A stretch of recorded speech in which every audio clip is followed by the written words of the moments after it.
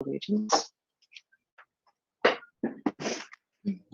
I pledge allegiance to the flag of the United States of America and to the republic for which it stands, one nation, under God, indivisible, with liberty and justice for all. Thank you all.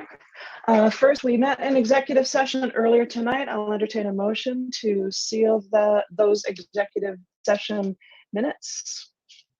So moved by Dr. Kewen, seconded by Mr. Murphy. All in favor, roll call vote, please.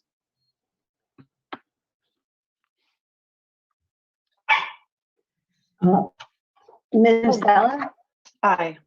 Dr. McEwen? Aye. Mr. Hingan? Aye. Mr. Muniz? Aye. Mr. Murphy? Aye. Ms. Powell? Aye. Dr. Quinn?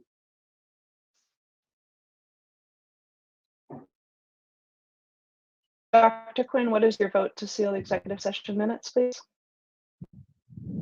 Aye. Thank you. Minutes sealed. Thank you. I can report out that the committee took two actions in executive session. The first, we voted 6-0 with Dr. Quinn not present to grant our superintendent a raise of 2.5% for the fiscal year of 2022 and the amount of $3,750. The second action that we took was to approve the proposals for our custodial bargaining unit as presented by our council. So welcome everyone. We're glad you're here. This is a special meeting primarily to adopt, finalize our budget. I'd like to introduce our panelists. I'm School Committee Chair Ann Musella. We have our outgoing Vice Chair, Dr. McEwen, additional school committee members in the order in which they appear on my screen. We have Will Hangen, Kevin Murphy, Tim Munoz, Allison Powell, and Jean Quinn. We also have, of course, our Superintendent of Schools, Alexis Meyer. We have acting as our Zoom host for the evening, our Director of Technology, Dr. Steve Arnoff. We have our School Committee Clerk, Amy Healy, and we have District Council, Matt Oliverio. So thank you all for joining us this evening. First item on the agenda is to recognize our outgoing school committee vice chair, Dr. Lori McEwen, who has served, I haven't counted the months, but it's pretty close to 5 years actually, who came in, I believe, in a special election and is leaving us sadly. I just want to express my gratitude for the service that you've given to the committee, to the district, to use your professional experience, your time, your expertise.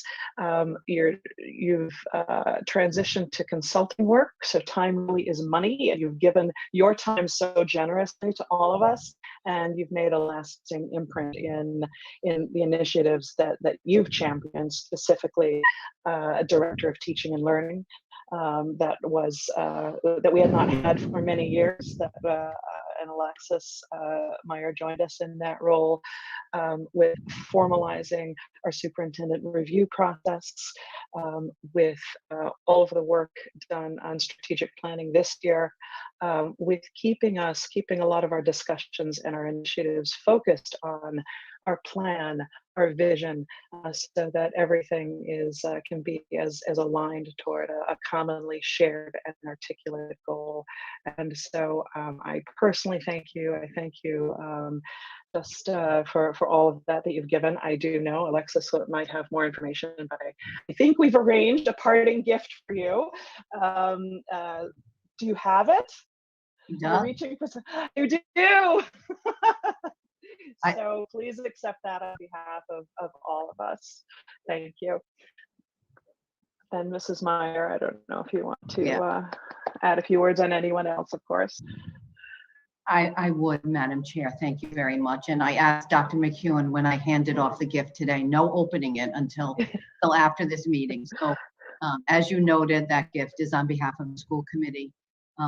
Dr. McEwen, for your service. And And it has been nothing less than exemplary service. You have, pushed the envelope and asked us to be better and think differently and think deeper about especially teaching and learning. So I'm a better educator because of you, and that's the truth. So thank you for your years of service to this district. I will continue to look for that picture that I spoke about of you and Ms. McEwen at the 6th grade picnic at Cole with Michael, who was just a 6th grader. You leave a legacy in this district, so thank you very much. Thank you, Mrs. Meyer. We'll open it up to school committee comments. Ms. Powell.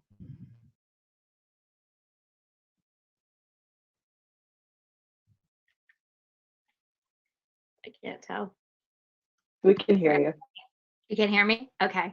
And I just wanted to also say thank you so much to Lori. The first time I ever met Lori, and she probably does not remember this at all, we were in a meeting and she had just won the special election, and Carolyn Mark was introducing her, and Lori just campaigned for, and Lori's like, oh God, I know. I never expected that to be so difficult. And that really stuck with me, like how hard it was to run for school committee, because everyone here takes it so very seriously. And no one more so than Lori. As she said, she's made education her life's work. It's very obvious. And her ability of, making big ideas, something that was part of this school committee and this district. I personally wanted to thank you for that. I think that kind of vision and that kind of passion is what moves everything forward. And it's what, our community wants and deserves. And I think you've definitely been the banner carrier for that, for those big ideas that nothing's off the table. Let's think big. We can do these things. I know it inspired me to be able to run for a seat like this, knowing it wasn't just all about little details, which are super important, but that, we're going to talk about big things and big ideas. And you kept that spirit alive while also keeping us focused. And I think that's a really hard thing to do, but you've done it grace, humor, and a big smile that's unmatched by, I think, anybody else on this committee. And it's been a pleasure to learn from you and to serve with you. And I just appreciate everything you've given to the district. And I'm glad I got to be part of it. So thank you so much. Thank you, Ms. Powell. Mr. Murphy. Yeah, I mean, Lori, it's obviously I'm new to the committee, but it's been great working with you. I'd always heard good things about you.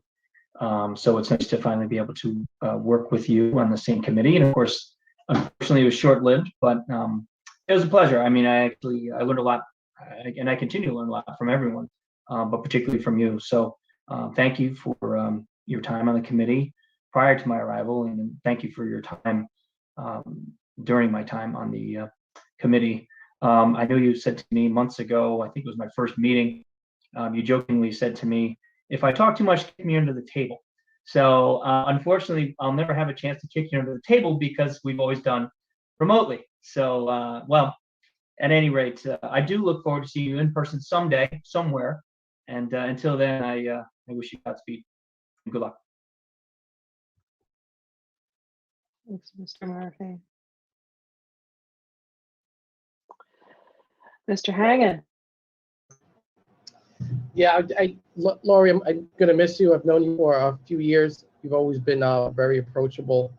You always answer my texts, my random texts, my questions. You're always there. I think you've been an asset to the town. We're going to miss you.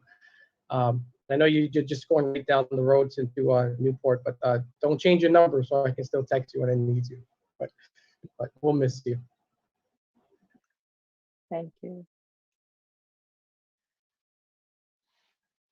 Well, I just have to add that I forgot that after sitting through school committee meetings before I was on the school committee, hearing about the budget and finance and all this stuff, it finally came a time where the discussion turned to educating and teaching and learning. And you were talking about that. And that was the first time that I was in a school committee meeting and that I actually felt excited about about the district, what was happening, what could happen, and the possibility. And to Will's point, yeah, don't change your number. I'll look forward to reaching out to you. And I just, again, my gratitude for, again, how much you have to offer and how much you've taught all of us, including me, for sure. Thank you. Dr. Quinn. I just wanted to say it was a pleasure serving with you, Lori, and I wish you the best of success in whatever comes next for you. I know we're not going to rest, I'm sure. So again, all the best, and again, it was great serving with you. Thank you, Mr. Munoz. Yes, thank you, Lori. We will miss you. I remember when I was running. And I think Krista Thompson put me in touch with you. You were the first call, and I think we talked for a long, long time. And we had marathon calls during my campaign, and you disabused me of a lot of my further out ideas, which I appreciate. But I will miss you, in all these meetings and what everybody said about your knowledge and passion for education. And also, I just was always in awe of you popping in and out of the discussion rooms and the strategic planning meetings. Because, if you're in group 3 or group 4, you're stuck. And then all of a sudden, the Wizard of Oz appears. And there's Lori, and she's like getting you back on point and breaking some log jams and stuff. So I thought you were really terrific. And I've told people, probably haven't told you, but, I think you're a wonderful facilitator. And yet you have real conviction and real ideas, but you also, I think, respect other opinions. And I really respect what you did with the strategic planning process, and we'll miss you. Good luck. Well, thank you, everyone, for all of that. It's kind of like going around. I hope nobody felt a compunction to speak, but all of your words touched me deeply. Thank you. Just so everybody knows, I'm leaving because we're moving, and they don't let me serve anymore if I don't live in town. So we are just going down the road to Newport, and we'll be there this summer full time. So that's why I'm leaving. It has been a pleasure to serve. I will say that when I first came on, no one will be surprised that I carry with me this sense of not just conviction and passion, but also perhaps a sense of hubris about how much I know and how much I can share with others, and how much better off they'll be if I do that. And I have learned so much. There's a Harvard Project Zero protocol that is a simple, I used to think, but now I think. And I ask that when I'm facilitating professional learning or when I'm teaching. And there was so much I used to think about what I knew, and so much I now know about what I didn't know. And part of that has been getting to serve alongside 2 phenomenal superintendents, Victor Mercurio, who brought with him just a wealth of knowledge and a steady hand. And then, as I said earlier in our executive session, I have been amazed by Alexis Meyer as superintendent of this district, and find us all so fortunate to work with her, what I've learned from her. And then there's what I've learned from school committee members. I've worked with 2 chairs, two different chairs, similar in some ways, different in their own, but 2 of the most passionate women I've ever met about being school committee chairs, and how seriously they take their roles. And I've learned such a great deal from the both of them, and their level of preparedness, their level of public service is unparalleled. And then from each member of the school committee that I've worked with, those who I met when I first came on in that special election, we're fortunate in a place like East Greenwich that we have had attorneys, some who practice education a lot. That's a shout out to my friend Matt Plain. We've had small business owners like Jeff Bronzak who've come in and led finance. And then, we've got Tim coming in and taking the helm at this point. We've got Allison, who knows more about facilities. I've worked in school districts for my entire professional life, and I did not know even a portion of what Allison knows about safety, security, building composition. It has been amazing to watch. And I'm going to leave transportation aside. I didn't want to know any of it, but I do. And then we have people like Gene Quinn and his mastery of statistics. And Gene has said to me that I need to learn a little bit more, pay a little bit more attention to budget, because all of those wonderful ideas that I may or may not have, they may or may not be wonderful, but all of those lofty ideas, they have to get paid for in some way, shape, or form. And Kevin and Will, I wish we had been together to do some kicking under the table. If there's anything I miss, it's that that time that we're all together, us as a group, sitting there together next to one another, kicking each other, nudging each other, sharing documents that one of us may have forgotten to bring, but also time with the members of the public who come and are committed to being there in person. I do miss that, and I wish that back for all of you. You were kind to not note, the downsides of me, yes, talking too much, but also complaining on and on and on about the late hour. But I'm the one who's talking us into that late hour almost every single time. So I had no right to do that. But this has been a joy. It has been a wonderful learning experience for me. Thank you all for being such great colleagues. Thank you for the townspeople who elected me twice to serve and who trusted me to serve, even if they didn't always agree with me. And I wish this community, this school district, all of you, and especially our students, nothing but the best. So my number will not change. Any of you can feel free to call me at any time, but don't expect me to be sitting here in the audience for future meetings. Thank you so much. Thank you, Dr. McEwen. We will move on now to the next item on the agenda, which is public comment. This is for members of the public who wish to make general comments on issues that are not already on the agenda. I don't know if any member of the public wishes to bring a comment forward. Seeing none, we'll move on in our agenda to approval of minutes of our last meeting, which is the June 15th school committee meeting. I'll entertain a motion to approve those minutes. So moved by Dr. McEwen, seconded by Dr. Quinn. Any discussion? I just have one minor change, actually, if everyone is amenable. It's the last page, page 6, under the policy committee report. It's the last sentence. The possible mandate of a parent family, instead of roadmap, it should say handbook. So just that one word change, if the committee is amenable. Any further discussion on the minutes? Seeing none, roll call vote, please. Ms. Musella, Aye. Dr. McEwen, Aye. Mr. Hangan, Aye. Mr. Muniz, Aye. Mr. Murphy, Aye. Ms. Powell, Aye. Dr. Quinn. Aye. Thank you. Minutes approved. Thank you all. Next, we have 2 action items. The first of which is the primary reason for calling a special meeting, which is the discussion and approval of the final fiscal year 2022 budget. I'll just remind everyone that this body approved a preliminary budget, which was then in April, which was then delivered to our town manager.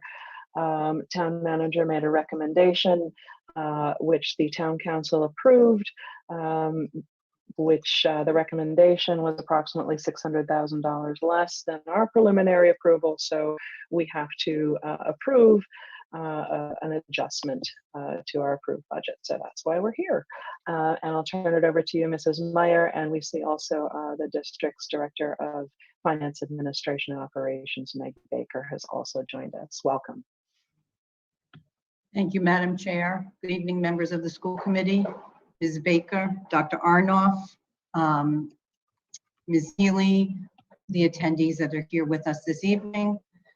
Dr. Arnoff will be presenting our slide deck. Ms. Baker and I have a few slides to go over this evening, which will repeat what Madam Chair just said about the process a little bit, and Ms. Baker will take over with some of the variances and changes we are proposing this evening for your approval. Dr. Arnoff, whenever you are ready, terrific. Thank you. The report this evening was prepared by me, Ms. Baker, and Ms. Olgitis, our staff accountant. Next slide. So just to repeat what Madam Chair said, the school committee adopted a budget on April 6, 2021. It was a $43,832,165 was the budget that the school committee approved. The request of appropriation from the town at that time was a 3.4% increase from the previous appropriation, or $38,725,802. Remember, there's other revenue sources as you look at the full adopted budget, and we were asking for an increase of $1.2 million. The town manager proposed an appropriation of $38,125, or 1.83%, which was an increase of $684,536, which was a difference of $600,000 from the school department approved budget and what the manager approved. The town council on June 8th approved a budget, which did include the manager's proposed appropriation of the $38,125,802. So the increase of $684, but at this point now we have to address the $600,000 difference in the approved budget that the school committee approved on April 6th. Next slide.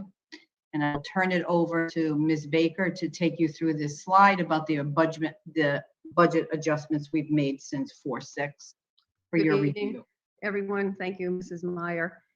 So how do we close a $600,000 gap down? So as you can see in the variance in the revenue, we did manage, once the state approved the budget, we did get a little extra from state aid for education, $19,630. We increased the fund balance of $365,185. It was at zero in the prior budget that we had shown. And that gave us the variance of $215,185. So the variance in the expenditures went this way. Eliminate one FTE, this would be salary and benefits together, $52,778. And then on the opposite side of that, we had to increase some of the support staff that we needed. So that increased by $106,484. We went through and looked at, if you recall from your prior school committee meetings, there were a few retirements, some resignations. I was able to rework those numbers, salary and benefits included, to $98,654. And then if you remember my prior presentations, I had originally been at 3% with the final number for health and dental, which actually went down to a 0.6 for health and 1.1 for dental. So that reduced the budget by $73,848. Then we started to look at all the purchase services. And what we concluded was that we would reduce the building improvement contingency of $80,000, then take a broad decrease of 10% across general supplies of $36,763. We had updated information from this charter school tuitions, right? Finally published their rates, which we were over budget at that time. It's $7,200, so that saved us some money.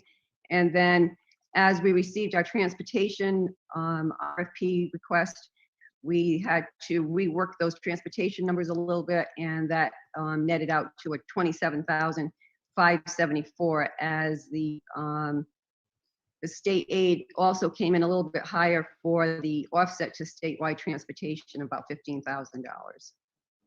So Ms. Baker, I'll just add, and we'll pause here also if the school committee has any questions. The subsequent slides speak about fund balance and then relooks at the chart of revenue and expenses.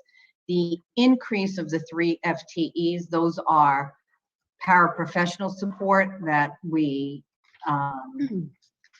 learned about based on new student enrollment, just to provide that context for everybody. They'll be new to the district next year. Okay, any questions regarding any of these numbers? I just want to jump in. I just thank you, Mrs. Meyer, for anticipating the 3 FTE question. And also when I see increase in fund balance, I guess that's going to be explained in subsequent slides, how it was 0 and now 365, 185. I think there'll be a lot of questions around what actually is in our fund balance. So I appreciate, I guess that'll be answered later, right? That would be a great segue over to the fund balance slide, actually. Thank you. Unless, and anybody else, of course, if they have questions, the screen is being shared, so please feel free to jump in, any panelists. Tim, Mr. Munoz has his hand up, and then Mr. Hangen. Yes, Mrs. Meyer and Ms. Baker, could you just tell us when the enrollment is finalized? I mean, we can get new students coming into the district over the summer, right? So, you know, typically, when does that number get locked down, and what's the potential swing if enrollment increases even more? Thank you, Mr. Munoz. That is a very good question. And enrollment probably doesn't settle out finally until the summer months. In fact, you'll see a flurry of enrollments in the last couple of weeks of August as people, you know, make some final arrangements, move. So, you know, as we've noted here, based on enrollments we knew about and meetings that have already transpired in the district or documents that have already been provided, we learned that we had to build these positions into the budget that has already been approved. So we don't know. The answer to your question is, you know, it is unknown who may come in and who might need what types of services. Right, and just to be clear, so the 3 FTEs is based on current enrollment projection, which is subject to change. If it goes up, would we need more than 3 FTEs potentially? Yeah, so those 3 FTEs are tied to specific students that we know will be enrolling in our district next year. And this is what we know based on the records review we've done and the enrollment document we've received. Okay. But subject to change still. Correct. I mean, absolutely. Thank you, Mr. Munoz. Mr. Hangen? Yeah, can you explain what the reduction of building improvement contingency is? Sure. In Mr. Wilmart's budget, facilities budget, he had a line item of $100,000 that was a contingency fund. So was there, should you have to respond to some matter related to our buildings, unknown, unexpected. In order to close the gap, we reduced that by $80,000. So there's $20,000 left in the operating budget. Should we need to go to the fund balance? So those are important questions to think about as we go to the next slide. We would have to use our fund balance should there be an emergency, or go to the town and ask for an appropriation if we don't have the funding. Okay, thank you. Thank you, Ms. Powell. Yeah, thank you, Mr. Hangen, for asking that question, because that was my first one. And then just for clarification, because I like to understand all of these line items, I'm not sure I understand what a resignation to lower step. Does that mean someone's resigning and we're hiring someone in at a lower step, or that someone's taking a lower? Okay, wanted to make sure I understood that. And then going along with what Mr. Munoz was talking about with enrollment, that could happen with charter school tuition. So right now, everyone we know that's in a charter, those tuition numbers have gone down for each student. But if all of a sudden we have more students that end up moving to charter, like that could that savings could disappear. I'm guessing it's even like one more student leaving the district. Okay. Right. And then our increase in transportation costs is not just the change in the contract. That's not like a whole monitor or a whole bus. So is that just the terms? It was a term. It was of the contract. Yes, because we made an assumption before we received the actual numbers, and so it netted out to the $27,000. Correct. So again, that's still a savings right now, but if depending on enrollment, depending on things, that is our transportation costs. all That- kind of fluid. Right, that's an increase in that. I'll add that, Yeah. one of the things we are So going that's to an do, increase. right, it's on the last slide, but I might as well mention it now, is that we will be, entertaining some information on statewide transportation to see if there's any way to lower those costs at all. I have a question about Okay, thank you. transportation as well. Thank you, Ms. Powell. Sorry, I didn't mean to cut you off. I assumed you were. Thank you. Just on transportation, our initial proposed budget, initially, my recollection was that we had allocated a 3% increase in transportation before. I mean, this is while we're still in the bidding process or even before the bid. And then we raised it. We raised that estimate by 2%. So we anticipated in our preliminary budget at some point a 5% increase, just based on the fact that we didn't know. And in the last transportation contract, the years 2 and 3 of the last contract saw about a 6.5% increase each year. So we upped that estimate. So my question is, in the increase in transportation costs, including bus monitors, does that factor in and I think that we ended up in a contract that we've not yet finalized, but we're actually anticipating that 3% increase. I just want to know if our transportation costs sort of get rid of that extra 2% that we had budgeted in to be closer to previous years. So we're just over what we actually presented in the budget by $27,000 as we rework the numbers, because some of the, if you looked at the contract information, the backup you had, some of those numbers were above the 5% coming into this year. So skewed the numbers a little bit. So we had to adjust them once we knew what the real numbers were going to be. Right, it's not a great percentage just because certain parts, elements were increased at different rates. So in the monitor as well, excuse me. Yes. Right, thank you. Okay. Sorry. You're welcome. Any other questions from the school committee at this point? Dr. Quinn. Hi, thank you for this information. I was just curious, do we have any better information on what we'll be getting back from WB on the health insurance switch? It's trending in positive direction. The claims are staying steady. I mean, the last information I have is from May. So, but it's trending in the right direction at the moment. So we have another 6 months worth of claims to go through before we know what those final numbers will be. Okay, and ballpark, what is it at this point? We always try to keep it around 1.5 in that range. 1.5, okay. And assuming that comes in, can some of this be conceivably restored? Well, I mean, I'll just speak to the fund balance now, even though we're not on that slide, that's okay. Okay, we can wait till we get there, that's fine. Okay. Are there any other questions? Thank you, Dr. Quinn. Any other questions on this slide before we move forward? I think we have a lot of questions around fund balance and the composition. We good to move on? All right, Okay. thank you. Thank you. Okay, we're here now. So fund balance again, as of 6/30/2020, we know it was 2.763. Part of that was the WB, 1.7 of that. And that left an unassigned fund balance of $1,063,360. And then in the budget for FY22 was $586,525. So at this point, where we are on projections right now, and the year isn't closed yet, but we're getting close. I'm estimating that we will not have to use all of that $586,525.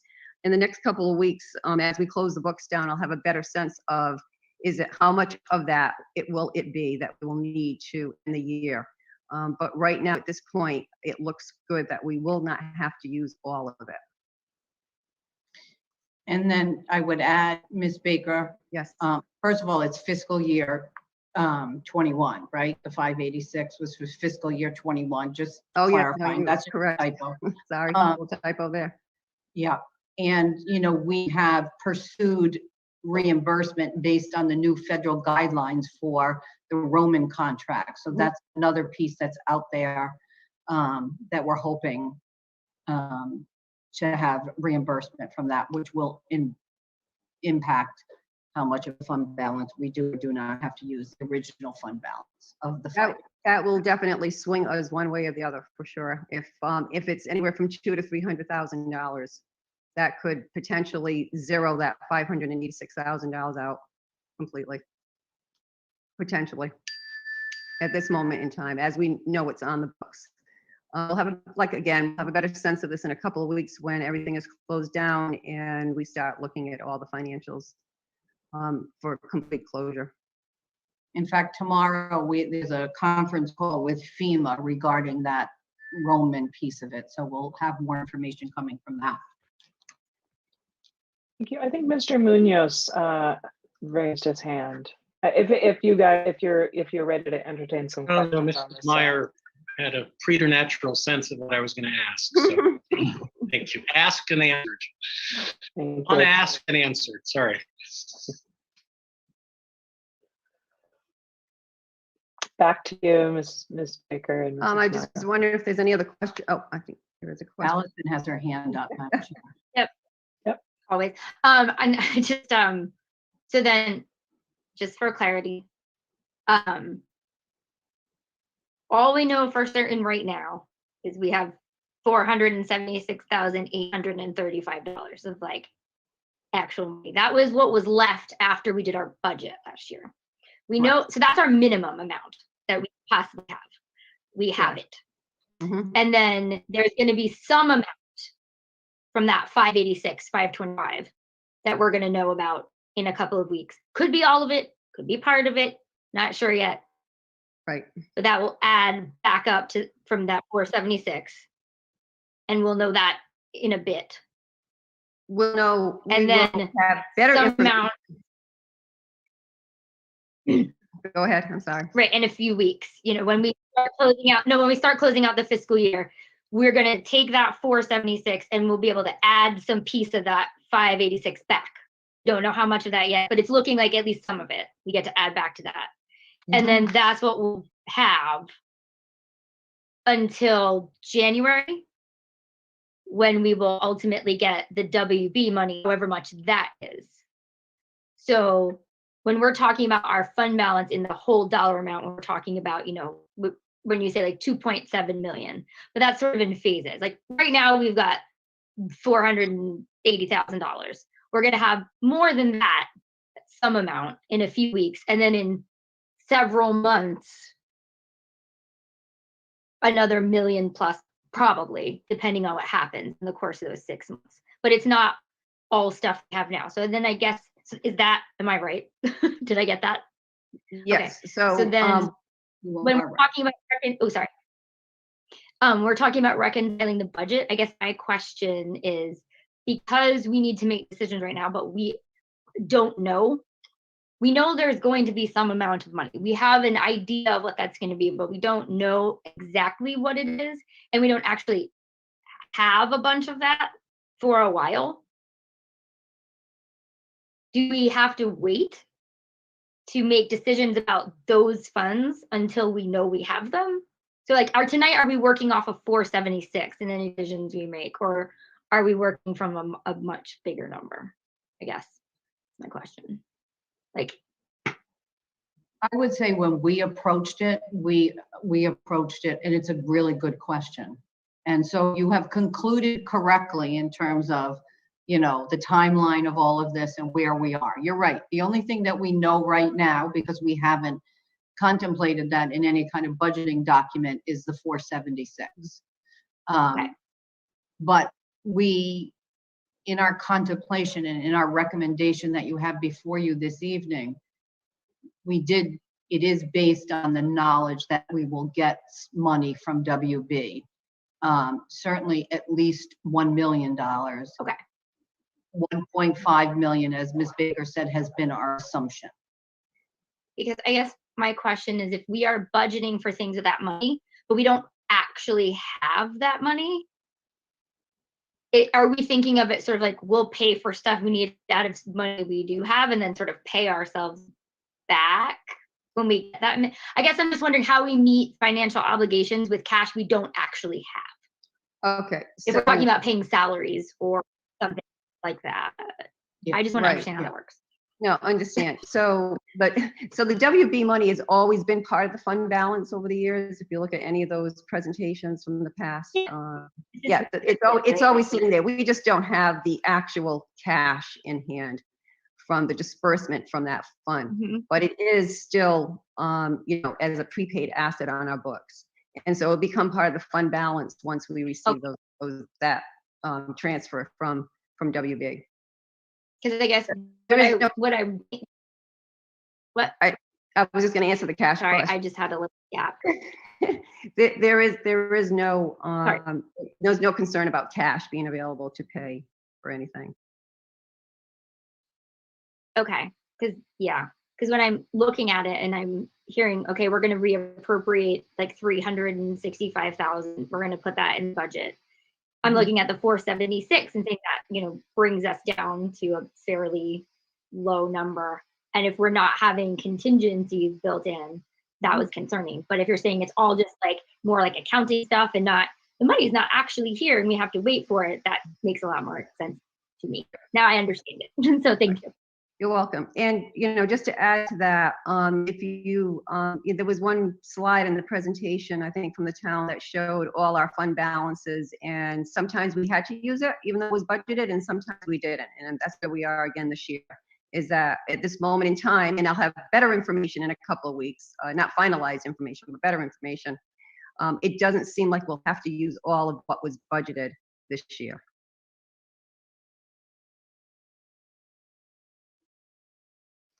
Thank you. Any other questions on this slide, I guess?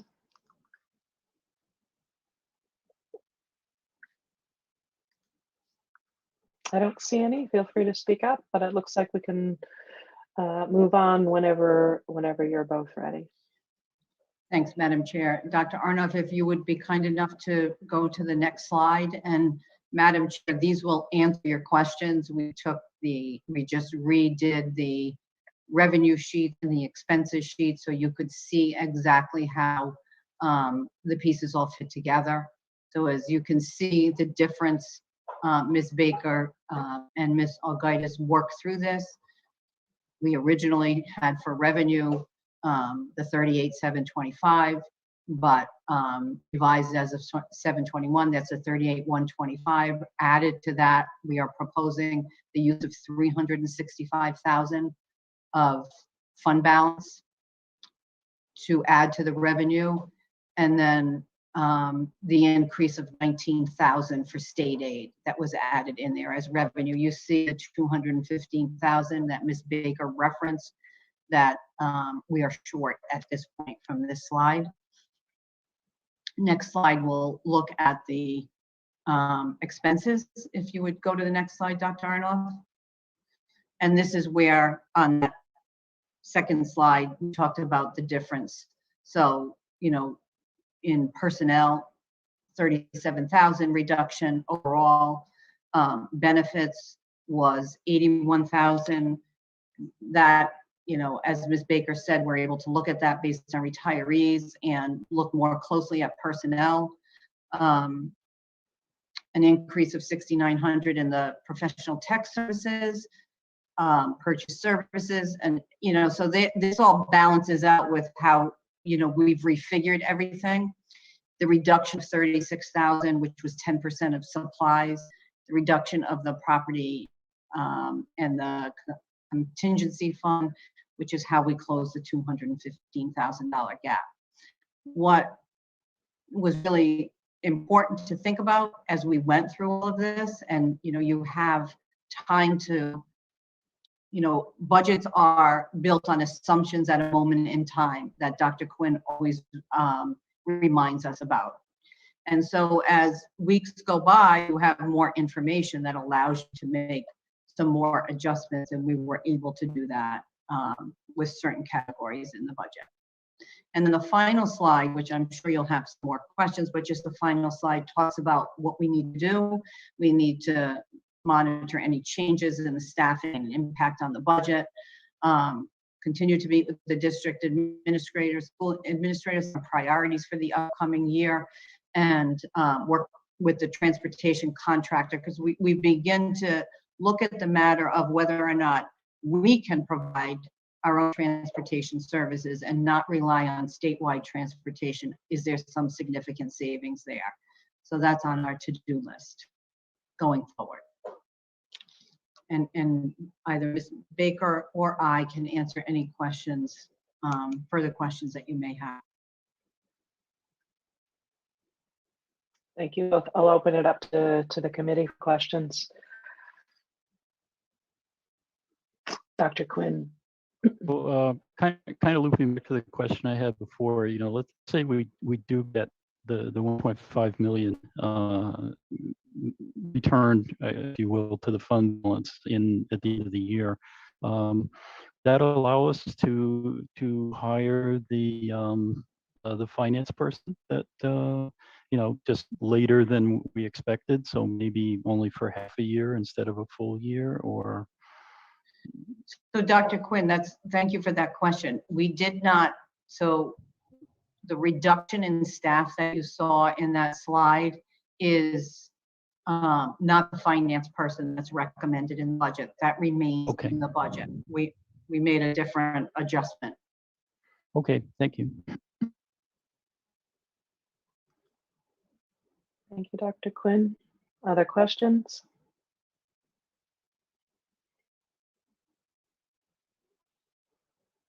I have a few. Mr. Munoz, please.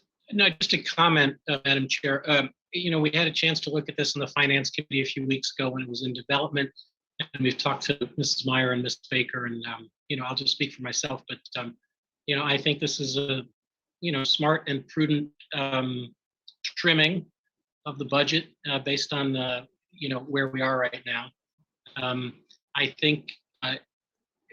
Without saying much more than this, I would say it shows how little wiggle room there is in a school operating budget in any given year.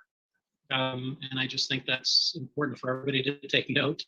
And secondly, while we shouldn't be talking about fund balance here tonight, and that's not my purpose, I do know there's more work to be done on fund balance. And so, and there are different points of view about, where that should be, but I think there's a whole body of evidence that, we're tapping into, that we're probably sub-optimized there, just as the town has discovered the same thing, because the town's policy on fund balance has been superseded by, their own actions. So I think it's important to really take a look at fund balance. And lastly, although this is not going to happen next year, I just want to tell the public and everybody listening that we really have a strong, serious intention to try to diversify our sources of revenue, just because they are, so wobbly year to year. And I don't say that out of a exaggerated sense of what we can achieve. It's a very hard task.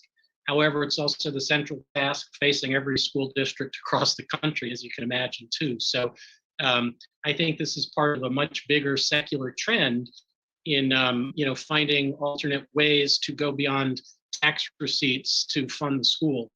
And so I just think, that's something that we need to address ourselves and look forward to that work. And it'll take some time.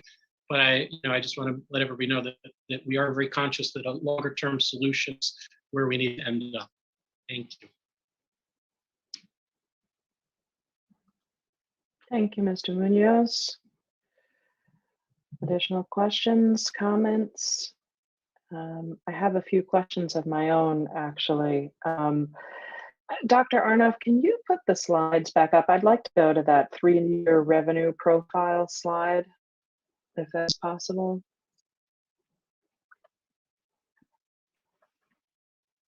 And while that's happening, I have a question about the facilities contingency. I think we originally budgeted for $100,000, so we're cutting that by $80,000 out of the operating budget, with the understanding that if we need more, we can. Isn't that a statutory obligation to maintain a contingency for facilities issues, or not? If I could, maybe not. I might have read that somewhere. I'm wondering, because it strikes me that that's a proper use of our fund balance anyway, those types of contingencies. So I just wonder why we contemplate some of that in our operating budget rather than just to take it out of fund balance anyway. So that's my first question before we turn to the revenue slide. And I see Ms. Powell shaking her head, but I will respond to that. I think the statute requirement about a percentage of your budget that has to be directed towards upkeep and maintenance efforts, that contingency fund is not contemplated in the calculation for the district for that. We are meeting that obligation based on the work we are doing this summer as part of the bonding that we've done and the capital improvements that we are doing. Thank you. That's helpful. I appreciate that clarification. Thank you. Dr. Arnoff, it might be the next slide after fund balance, that one. Thank you. First question is, when we look at rental income 41901, and we see, right. Nope. Yep. Thank you. Have we actually realized, did we actually realize $150,000 worth of rental income for fiscal year 2021 in a pandemic? That was the budget. That's the budgeted number for that. That's not the actual. How much? Right, but what is the actual? Because we're being asked to approve a budget based on this, but my recollection is, particularly because it's a pandemic year, plus there are some outstanding collections. I think my recollection is that we're not close to that $150,000 number. I may be wrong. No, you're not. That's correct. Yes. Go ahead. We have actually made some progress with regard to collections. We've been doing some intentional work in the district, reaching out to folks. We have not certainly received 150,000, but we have received some funding. So there is definitely what we budgeted is not what the actual. I guess my larger question is, given that we started, it's been a pandemic year, is that $150,000, we didn't even, did we rent out that much to get to that dollar amount? It's a great question. And so, I thought the same thing when I first looked at the budget, and I thought we can't budget $150,000 again for fiscal year 22 because it's made it to the income, the revenue coming in is never been $150,000. So I dropped it by $25,000 for fiscal year 22. Okay. That's more reasonable. We can get there potentially with rentals through a non-COVID year. So I went back and looked at 3 or 4 years, 5 years worth of revenue that had come in. We did, as Mrs. Meyer said, we've made some progress with facilities. I think there's maybe $40,000 in revenue. So we did take in this year. Thank you. I appreciate that. And then my other question is the very next line, 41,920 contributions and donations. Mm-hmm. This is back to the field trips and student activities and clubs. Mm-hmm. And that this also ties to the expense of the dues and fees line, which encompasses all of that. My question, we still have to, because the policy implementation of the policy work was interrupted by COVID, as we know. So it strikes me that this is still very much an estimate because we have yet to finalize those mechanisms, because in past years, the discussions have evolved around our use of student activity accounts. When perhaps in many cases, the funds should flow directly through our operating budget. So those numbers could adjust as we really begin to implement. On both sides, we could potentially receive more just in those contributions and donations for a number of reasons, but also those dues and fees could potentially increase. So there's some variability there, right? Absolutely. There is. And once we operationalize what you were speaking about, Madam Chair, I think we'll see, I think our estimates at that point will be much more accurate. Yeah, thank you. And just please remind me what miscellaneous revenue is. It's all these, just like we receive money back from WB, from WB Mason. It's just all miscellaneous little revenue streams that we have that come in. Thank you. Rebates and such. Rebates and such, exactly. Thank Or you. refunds, workers' comp, sometimes we get money off from that as well, and interest. Thank you. I don't have any other questions on this slide. Thank you. I actually don't have any other questions at this point. Anything else from the panelists, from school committee members?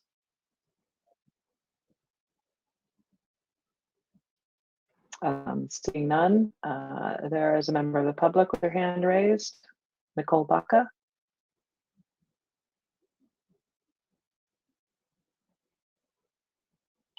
So, thank you. Hello, Nicole Baca, can you hear me? Yes, we can. Welcome. Hi, thanks. Is it well, first of all, I wanted to say that thank you. This is the most understandable year, financially speaking. The presentation and the numbers and everything is explained really well, and I really appreciate that. I was wondering if you could talk a little for a moment about the Medicaid revenue line. So SEAC, the Special Education Advisory Committee, has asked for many, many years in a row about the Medicaid revenue. So when services that are Medicaid reimbursable are provided to students with disabilities in the district, we can get reimbursement for them. And my understanding is that the town is sort of like a pass-through for some of those funds. And we always wondered if the money actually makes it back to the school system. And if so, does that function appropriately? And are we really getting everything back that we're supposed to do? I thought it was interesting that on that document, you were just showing that screen, that it looks like it was the same in each one of the columns. And because it's by service provided, I would think that it varies quite a bit year to year. So is it possible to explain that line a little bit? Do you want to take that, Mrs. Meyer? Sure, Ms. Baker. I'll just add one. Thanks, Ms. Baca, for that. Good, that's a really good question because some clarity is needed. With regard to the Medicaid too, and I know you'll be able to provide some more detail, Ms. Baker, but the willingness of the family to sign off and provide that reimbursement is simply contingent on the family willing to do that and being open to doing that. So I will turn it over to you, Ms. Baker. Yeah, so I think the first question was whether we're actually receiving the Medicaid revenue, and that is absolutely correct. We are receiving it. CompuClaim handles all the Medicaid claims for us, so we are aware of any disbursements that are coming to us. They let us know, and then we check to make sure that it's been received into our revenue accounts. As far as the slide is concerned, again, these are budgeted number from year to year. So if you went back to fiscal year 20, the budget for Medicaid revenue was around $400,000, and then for 21, it's 385, and we've kept it at 385 for FY22. So those are just budgeted numbers, not actual received numbers that are on that slide. I'd like to interject. Thank you for that, and I thank you for the question too. I just want to interject. I remember asking a similar question a couple of years ago, because this may have been mentioned in the programmatic audit, and I can't recall, but it was really posed in a sort of a query to ensure that the district is getting all that it can. And I recall at the time, Dr. Hughes, and forgive me, I'm not going to have the right language here, the right vocabulary, but there had been, not a programmatic audit, but there had been an audit of the way that we solicit and process the Medicaid reimbursements, and we passed with flying colors. I don't know if that's an annual audit, if I'm using the right word or not, number one. Number two, I guess I never am quite sure, because the school district doesn't have a bank account, it's all the town, right? So where does the money go in terms of it comes through the town and all of that. I'm never quite sure where the money actually sits. So it sounds like that was a piece of Ms. Baca's question. But I just wanted to bounce that off of either you, Mrs. Meyer, or you, Ms. Baker. That's a good memory, Madam Chair, because that was the special ed visit that was had recently. That was a commended section about processing the Medicaid and those claims, because the big part of it is the service provider has to document, the services, and those documents need to be submitted on a timely basis to receive the Medicaid reimbursement. Right, and just to follow up with that piece of it, what happens is that we receive documentation of that, and it does go to the town's cash account, but we check with them as money is coming in to make sure we check our revenue accounts to make sure it's going to the appropriate account and let them know what is coming through and make sure they're posting it to the correct revenue account, and then we back check that to make sure it's actually in the account itself. Thank So you very much. We get every penny. Thank you. You're welcome. Additional questions, comments? At some point, it's going to be time to entertain a motion, which I believe the motion would be to approve the presented operating budget for fiscal year 2022 in the amount of $43,616,970. Dr. McEwen, are you so moved? So moved by Dr. McEwen, seconded by Dr. Quinn. Discussion?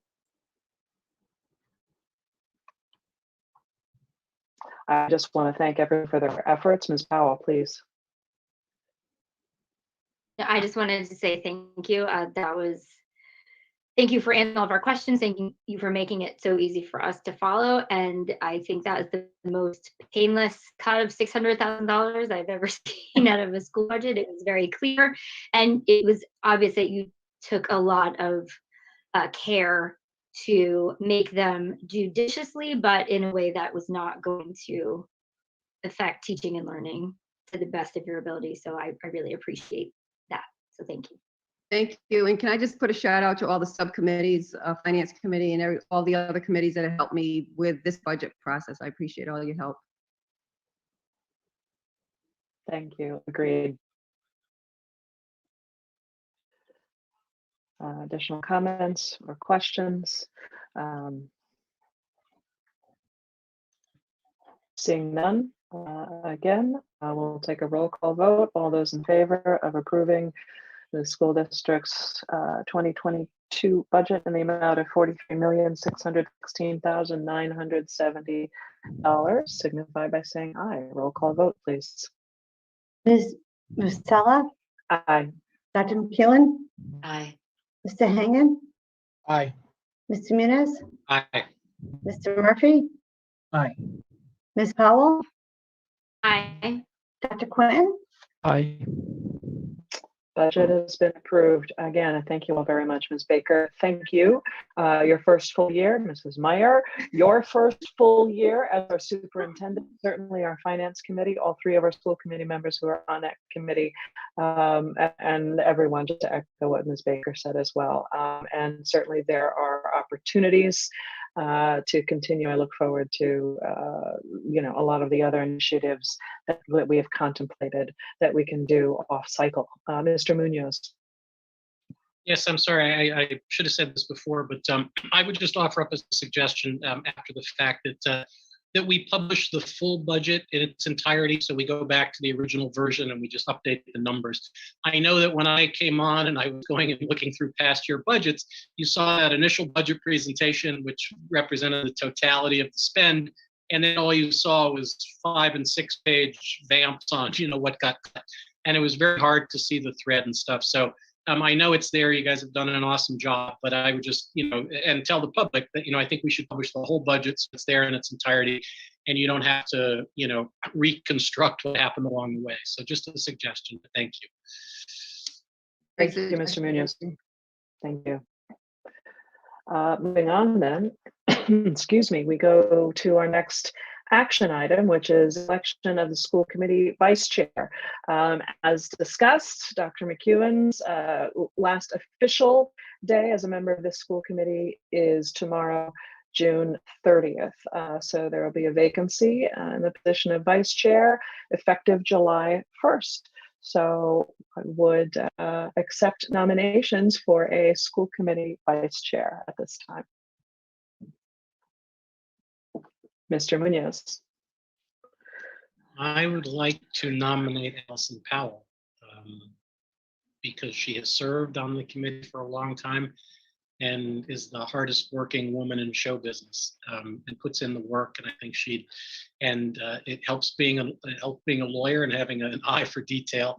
But I think she's wonderful, and I have not discussed this with her, but if she were willing to serve, I think she'd be terrific. Thank you, Mr. Munoz. Thank you, Tim. I actually didn't brush up on the procedure for this. I think we could potentially entertain additional nominations and then vote. So are there any other nominations for vice chair of the school committee? I don't see any others. So I would entertain a motion to appoint Allison Powell as vice chair of the school committee. So moved by Dr. Quinn, seconded by Dr. McEwen by a hair. Discussion. Mr. Murphy.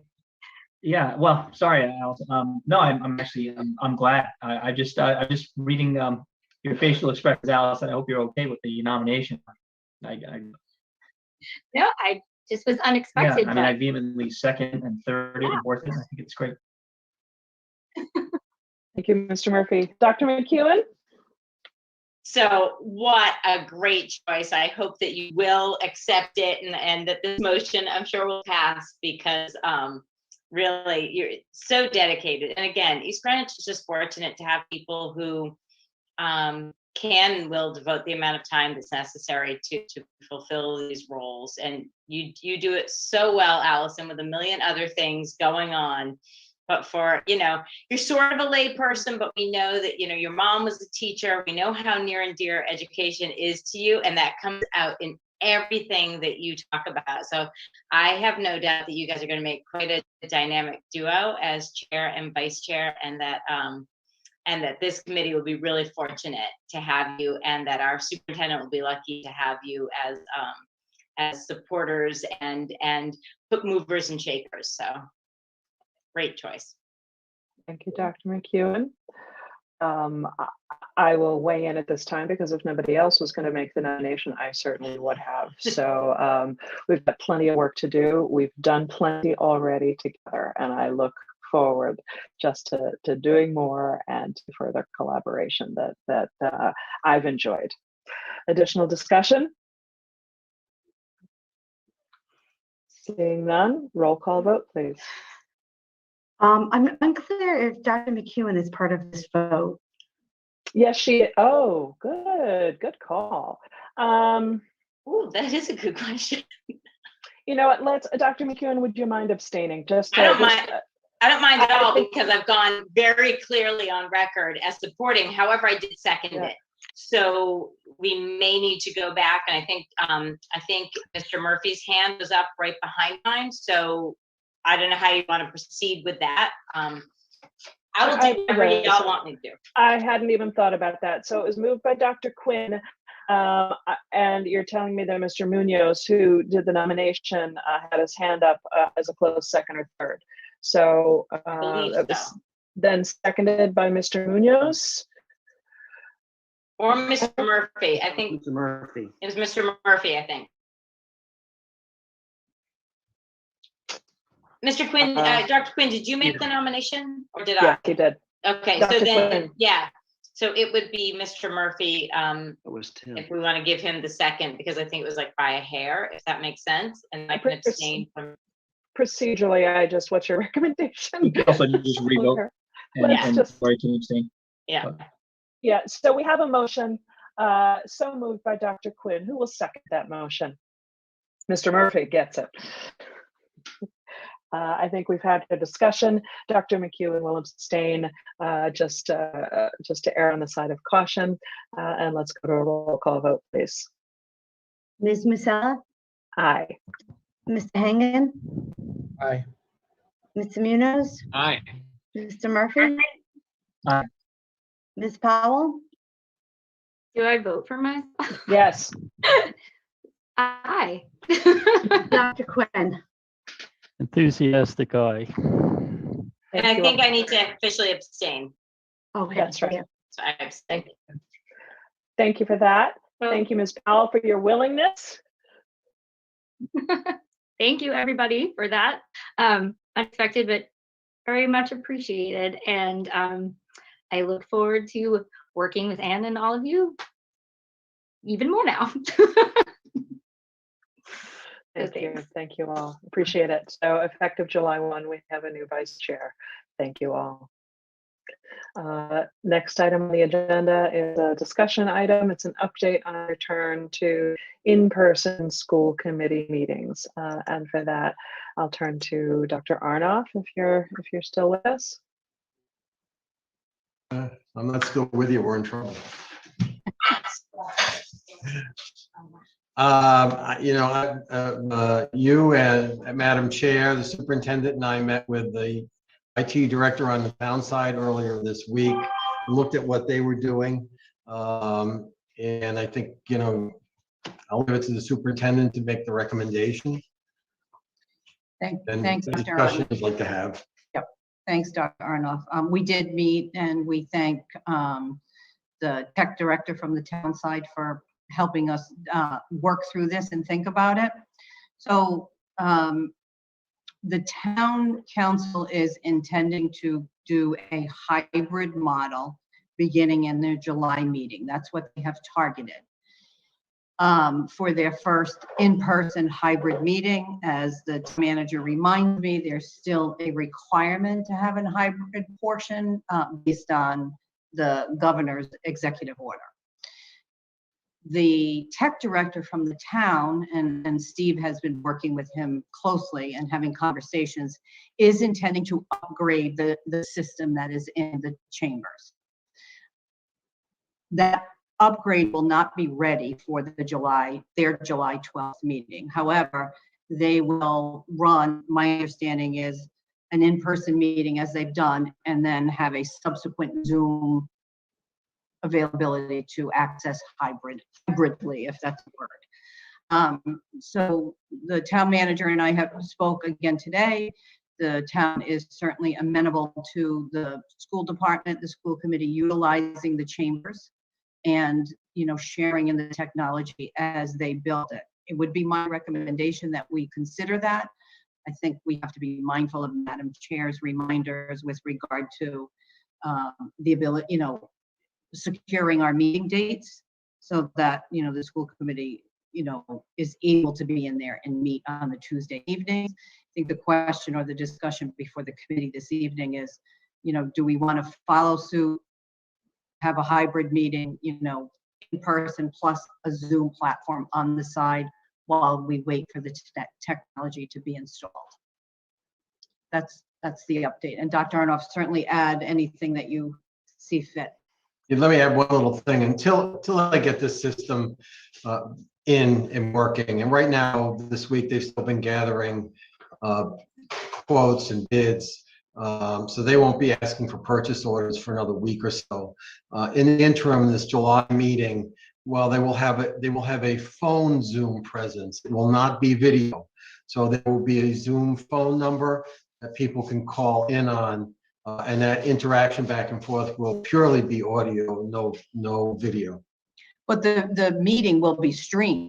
But the meeting will be streamed live as they have been, and with Granicus, we'll have to look into that because it's not time to even change that. He's looking at getting rid of removing Granicus from the middle of this, a full upgrade to the audio system, 2 big screen TV, one which has a Zoom box on it, so it would actually be like a computer that you could manage remotely, as well as the pan, zoom, and tilt digital camera that's already in the chambers, which is what they currently use for streaming.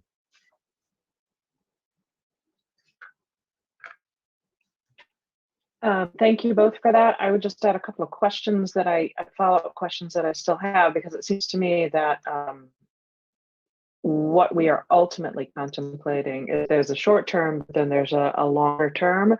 And what's not clear to me is if we were to migrate over to share the town's agenda system, which will not probably be Granicus,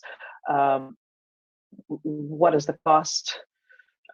Is it something that we want? Is it something that, in particular, our clerk, Mrs. Healy, I think she will want to weigh in on those discussions. Is that a direction in which we want to head? And what would be our portion of that cost?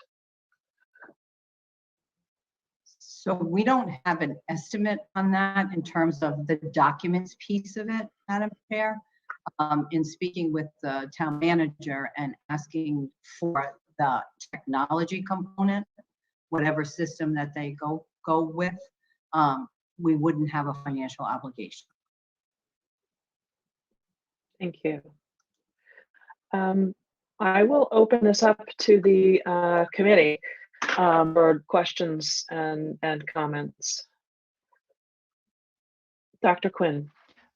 I'm sorry, Superintendent Meyer. Could you? So we don't have a financial obligation with the solution that the town IT director is contemplating, or is that did I hear that correctly, or? You did, in terms of, the system. Yes. The ability to run a hybrid meeting.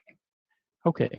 I just, yeah, I mean, as long as we just end up picking whatever minimizes the cost, I think, which I'm sure that's something you're taking into account. And I think, that's what we need to go with. So, I mean, I'm inclined to say whatever your recommendation sounds good. Thank you. Thank you, Dr. Quinn. Ms. Powell? So I'm just going to go on record again as saying, I think as long as we're able to meet this way, the way that we're meeting now, it opens itself up to more participation and even like audio, Zoom, hybrid person streaming meeting. That's a lot of things. And if we know it's going to be upgraded so that when we finally move in, we'll understand the technology, we'll know what we need, we'll have shored up our meeting dates, and it will be sort of a seamless process that will be how we'll do meetings from there on in. I mean, that would be where I would lean. So we're not doing a bunch of different things, especially in the summer where it's already hard for people to get engagement and different things like that. But then I have a question. So if we're not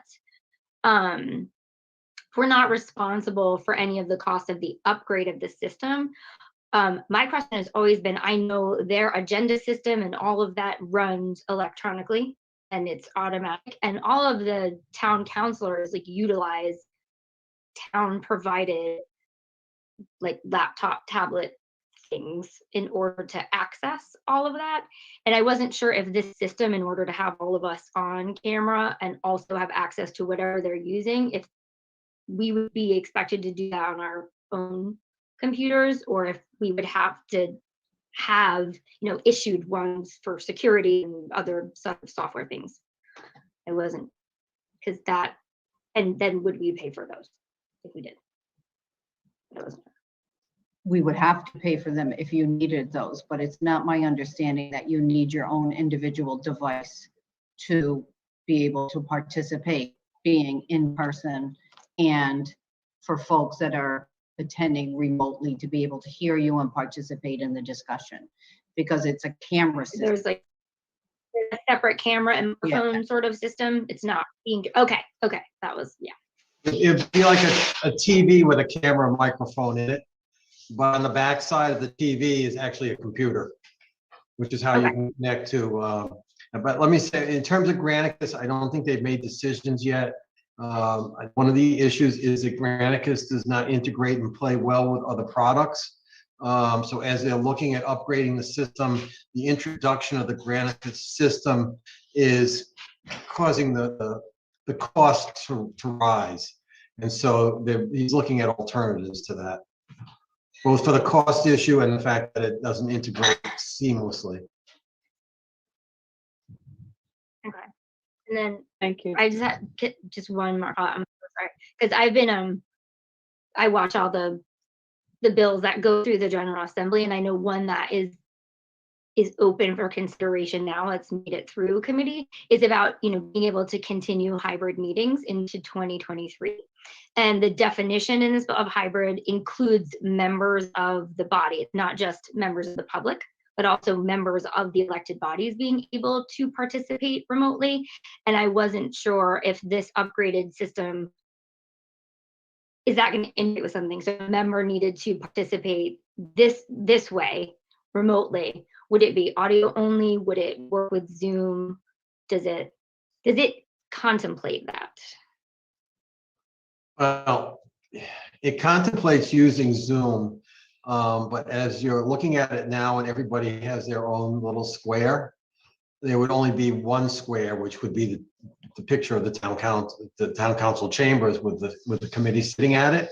If it would certainly be possible for a committee member to join, in which case you would add additional squares for each committee member that comes coming on online.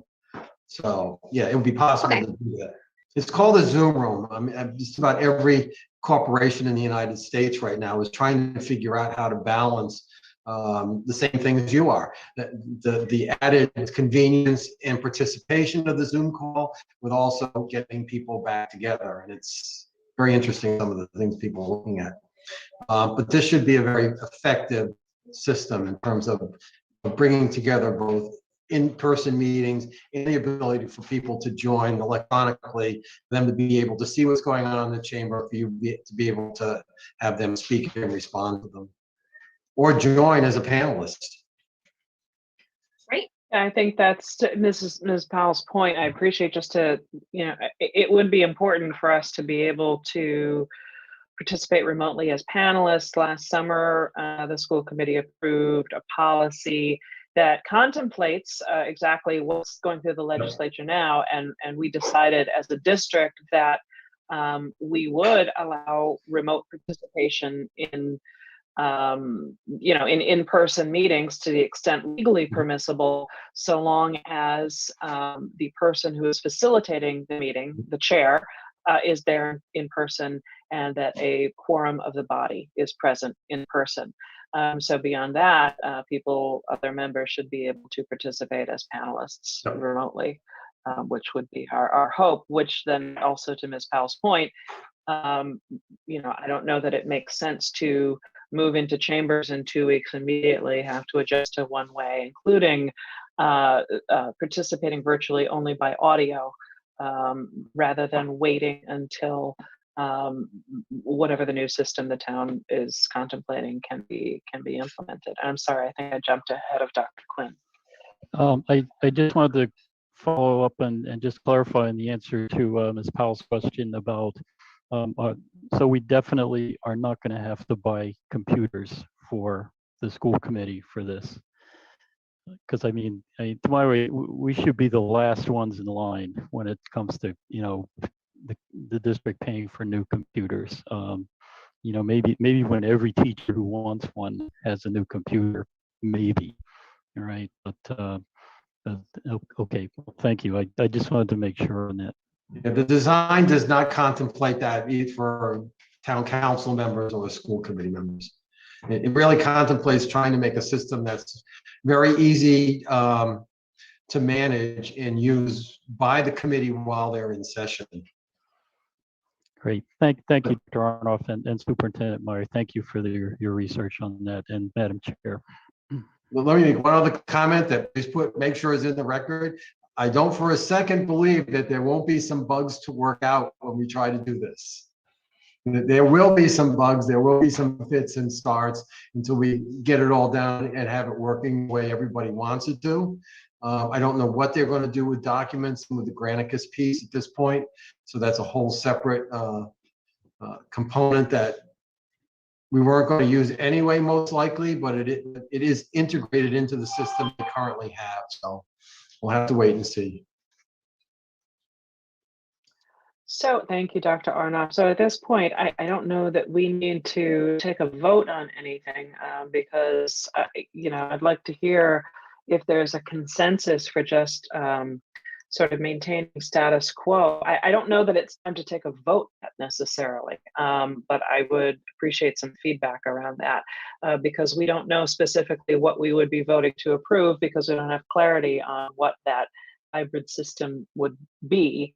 But just my own feeling, and I'm hearing some consensus, although we haven't heard from everybody, is that we would just want to wait for the town to finalize its process and then take action toward joining that. Is that the sense of everyone? And Dr. Arnoff, do you have any idea? I know there's inventory is a problem. You know, we heard their IT director talk about, but is there any timeline? I would think around September. I mean, if you think of where we are today, we're at the beginning of July. So let's assume that, I mean, next week's a short week, that even if the following week they can create purchase orders, you're not looking at getting equipment for a week or two. That's the beginning of August. So at the earliest, you're looking at early mid-August, more likely early mid-September. Thank you. And I mean, certainly we have other alternatives of meeting in person somewhere back at Cole or in chambers and just do our own sort of Zoom setup, but that's complicated. The quality would be compromised. This is some of what you brought to us in earlier meetings, Dr. Arnoff. And so that would be problematic.